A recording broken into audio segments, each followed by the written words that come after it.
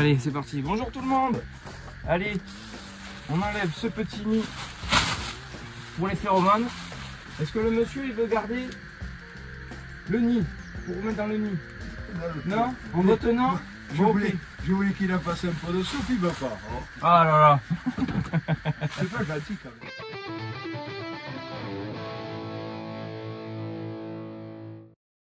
Donc on est sur un ballon de basket, hein, vraiment. Donc je me protège un minimum parce que s'il y a des frelons en diapose, je vais passer un mauvais quart d'heure. Donc je vous conseille de reculer un peu quand même, on ne sait jamais. Alors la tâche est toujours un peu dure. Voilà, ça va, c'était bien humide. Et là ce qu'on va faire, c'est qu'on va venir gratter et désinfecter. Donc là, on va venir désinfecter. Alors là, ça c'est pas banal. Vous allez voir. Donc c'est un nid de frelons asiatique. Regardez ça.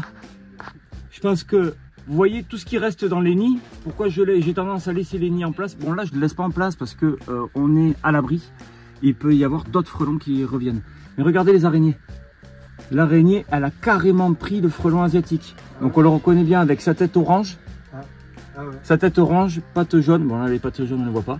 Et là, ben, elle s'est fait la bouffe avec. Incroyable. Donc ça, je viens le gratter super bien. Et je viens le désinfecter. Et vous voyez, on voit bien le départ qui est un peu plus clair. Nid de frelon, toujours beige. Si vous voyez un nid gris, c'est de la guêpe. Donc là, on voit bien le départ, la première petite coquille. Et ensuite, le nid qui s'est développé tout autour. On le voit super bien. Allez, je vous reprends après. Allez, on va fouiller dans ce beau nid. Donc la taille d'un ballon de foot. Hein. Donc tout ce qui est cassé. Vous voyez, il a commencé à pourrir. Bon, après, on est dans une zone assez humide. Donc là, on a un premier plateau. Voilà. Donc le frelon. Oui, tout ça, c'est la cellulose. C'est l'isolant. Donc là, on a à peu près 4 cm d'isolant. On voit bien le reste de frelons asiatiques. Donc on voit bien bout de pattes jaunes. Bon, il n'y a plus d'art, tant mieux. Bien noir. Une collerette orange. Et logiquement, la tête jaune, mais il a perdu la tête. Là, vous voyez là l'entrée elle était là. Donc quand on regarde le nid, voilà. Ça c'était l'entrée. Une entrée, une sortie. C'est pour ça que sur certaines interventions, vous me voyez les bouchées. Donc là je vois rien. Il n'y a pas de diapose.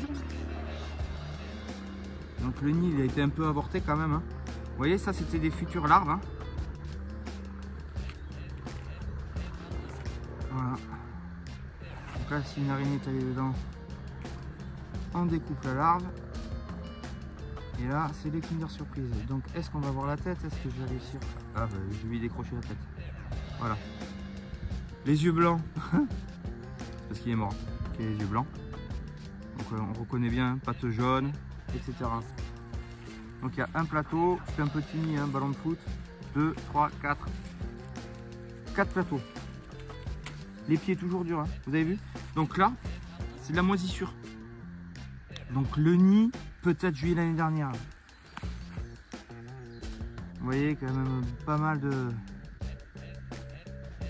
petits individus.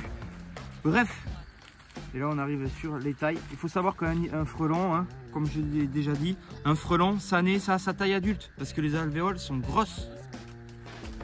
Voilà, voilà. Sur ce, on se retrouve pour l'assemblée générale. Là, on peut le mettre au compost, le mettre dans des pièges. Il n'y a pas eu de produit, donc dans le composteur, c'est pas mal. Ou dans des pièges, ce qui peut être mieux parce que ça va vraiment attirer que les frelons. Sur ce, terminé.